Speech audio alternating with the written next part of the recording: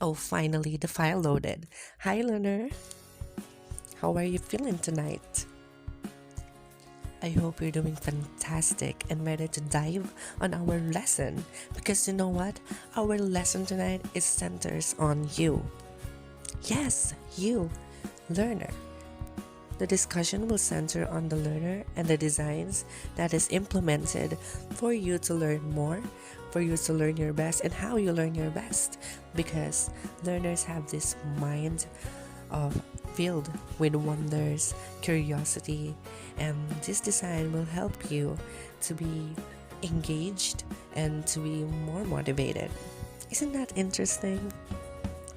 Oh, and speaking of wonder, our lesson is entitled Learners in Wonderland, and I am your presenter, teacher Cassie. Before we start, I want to first read the goals, the learning objectives, okay? First, after the lesson, you are expected to recognize, acknowledge, identify the three learner-centered design. Next, respect and appreciate the importance of incorporating learner-centered design to the curriculum and the uniqueness of every learners. Lastly, practice effective participation by interacting and collaborating with fellow learners in class. So, I believe we could start our lesson. So, shaken up and put out your notes and jot down the important keys of our lesson. Clear? Let's go. So, to start off, let's have some information about learner-centered design.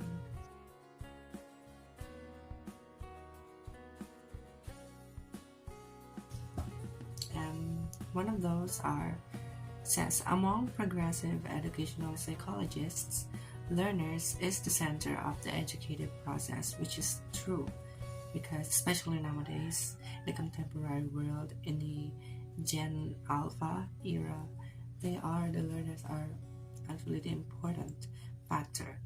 And another information about learner-centered design says that it is emphasized strongly in elementary level. So it focuses, so elementary level grade schoolers are much more emphasized rather than in the secondary or the tertiary college level, which is focuses on the subject and content center designs.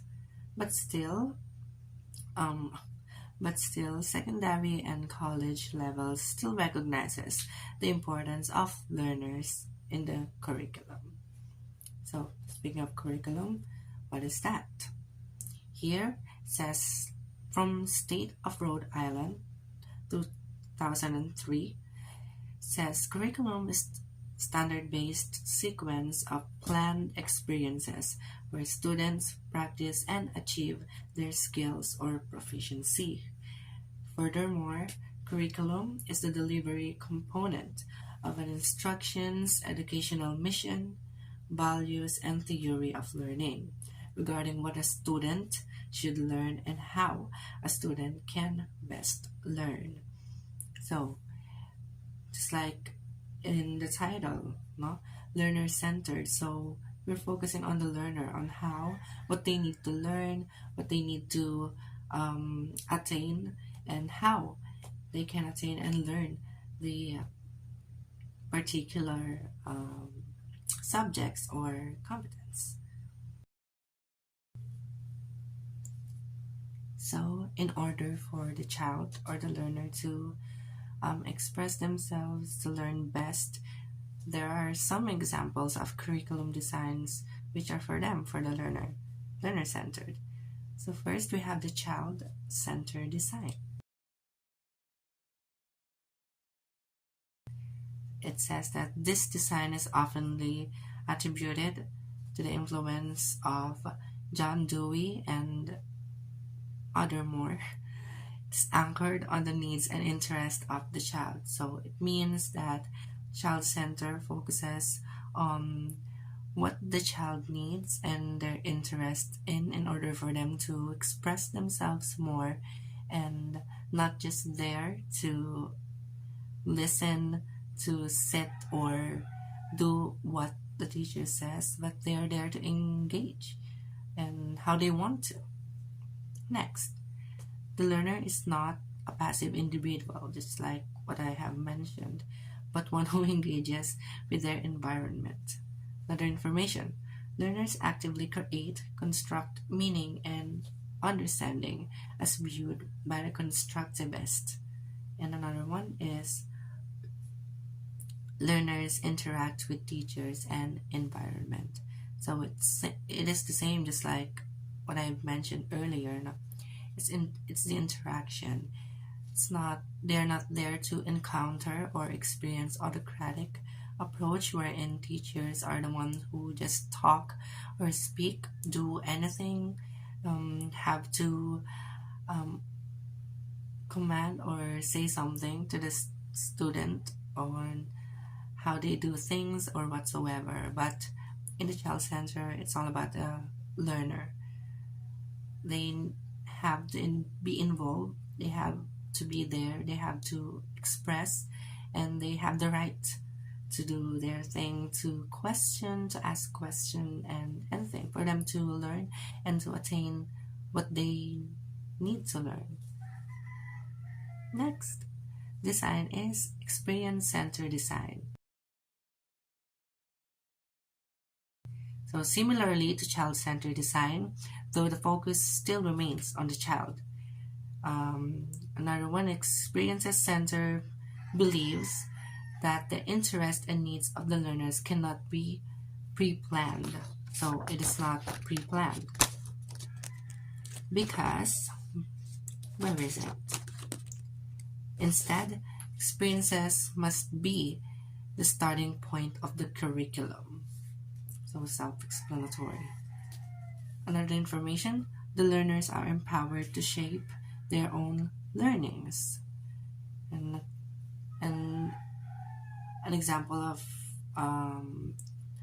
experience-centered approach is that activities revolves different emphasis, such as touching, feeling, imagining, relating, and others. So for touching activities, example here is for the elementary, you know, have you experienced utilizing or using clays, something like that? So the learner, it's assumed it is elementary, so the learner will learn more or be encouraged or will have this motivation to learn because they experience it, they experience the learning by touching the clay particularly. Next is for the feeling. Example, let's say for high schoolers and us college students, the teacher allows us or give us the chance or the opportunity on how do we want to do it. They give us a chance to express or narrate our own stories about a particular topic. No, and from there, we experience sharing our feeling, our thoughts, and how we want it. So we have this motivation and encouragement to learn more because we experience this. We experience it. Next, imagining. Same as the feeling. In order for us to, narrate, of course, we have to imagine, and imagining is experience. So we experience things in class in order for us to be more motivated to learn. Next, the emergence of the multiple intelligence theory blends well with experience-centered designs. So, yun nga, touching, feeling, multiple intelligence. So here we can see those students, we can assess, we can analyze or examine those students who have multiple intelligence.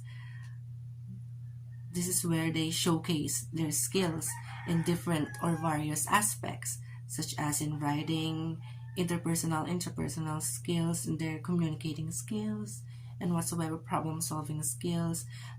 But We need to evoke experience in our lessons in order for them to learn more or to be more motivated in learning.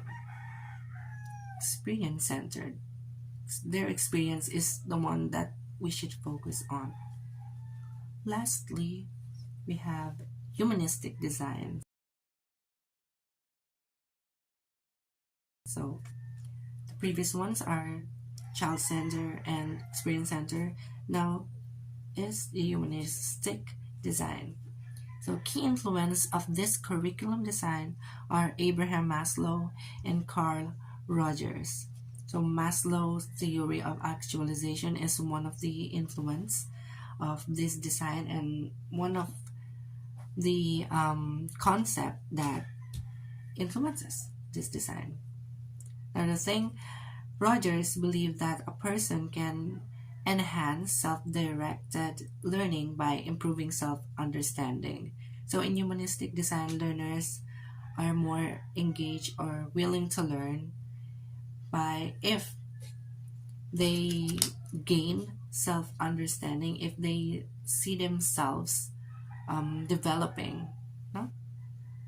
Next, in humanistic design, the development of self is the ultimate objective of learning. See, just like what I have mentioned, must be the self-development of the children in order for them to push more, to be more motivated. And lastly, it considers the cognitive, affective, and psychomotor domain must be addressed in the curriculum. So those objectives must be addressed in what do you call this, in implementing this particular design, which is the humanistic design. Hey learner, so in this part I want you to put out your notes and tell me the 3 learner-centered design. Is that okay? Okay, put out your notes. Look at it. So the first one is child-centered design. Very good. Next, experience-centered design. And lastly, humanistic design. Well, I guess you learned today. Isn't that great? And since you learned today, I want us to have an activity. Is that okay? Fantastic. So, for your activity, I want you to tell me your experiences about encountering learner-centered design. It could be from your elementary days, high school days, or up until now during the college, and for the unit earners as well. You can do it in a storytelling way, you can narrate it, or write it on a paper. Or even so, you can give it to me when we see each other. If you want to draw it, sure, you can draw it whatever you want to. You can draw it via pad or digital tools like Photoshop and others. Since we are in the learner-centered approach, this activity is about how you do your thing. You can write it, you can tell it, you can record it, you can draw it, you can pass it on me on site, in person when we see each other. It's up to you. But the point of the activity is that you tell me your experience about encountering learner-centered design. Okay? If that's clear, then let's call it a day. Okay? See you on our next meeting. Bye-bye!